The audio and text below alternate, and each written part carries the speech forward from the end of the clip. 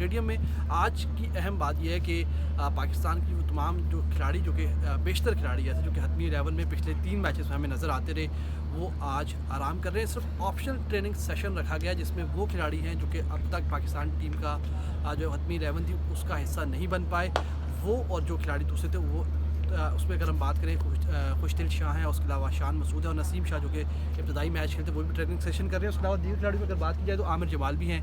इब्रार अहमद भी हमें नज़र आ रहे हैं, यहाँ पर आसिफ अली भी यहाँ पर जो है वो प्रैक्टिस करते हुए नज़र आ रहे हैं। उसके अलावा शादाब खान है और पाकिस्तान की भी जो कोचेज़ हैं और जो फिजियो हैं वो भी यहाँ पर मौजूद हैं। लेफ़्ट साइड पर हमारे हमेशा जो है मेहमान टीम होती है, लेकिन आज मेहमान टीम आराम कर रही है और उन्होंने आराम को तरजीह दी है क्योंकि मुसलसल 2 रोज़ मैचेस खेले हैं और आज का जो है वो आराम करना चाह रहे हैं। कल बड़ा मैच है और इंग्लैंड टीम अपने बिल्कुल जो है वो आराम के साथ और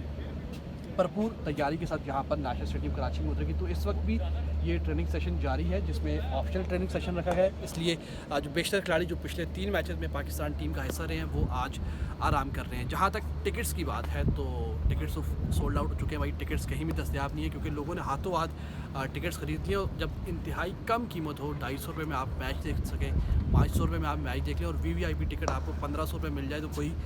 टिकट क्यों छोड़ेगा। तो यही वजह है कि कराची वालों ने हाथों हाथ टिकट्स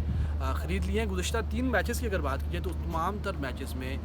यहाँ कराची में नेशनल स्टेडियम हाउस फुल रहा। इससे कबल जो एक तनकीद होती थी कि कराची वाले आकर मैच नहीं देखते, कराची वाले जो है वो ग्राउंड खाली रहता है, टिकट्स नहीं खरीदते, तो भाई कराची वालों ने ये जो बात थी, जो खामी थी,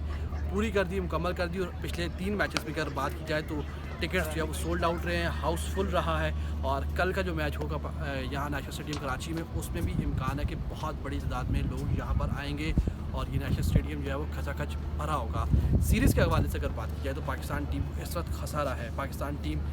होम क्राउड का एडवांटेज नहीं उठा पाई और 2-1 से बढ़तरी मेहमान टीम को हासिल है। पाकिस्तान टीम के पास मौका है कि कल वो जो है वो इस सीरीज़ में बराबर करे, सीरीज़ को 2-2 से बराबर करो। इन केस पाकिस्तान टीम हारती है तो यकीन तौर पर पाकिस्तान टीम के पास जो है वो लाहौर जाकर मुसलसल जो 3 मैचेस हैं वहाँ जाकर वो जीतना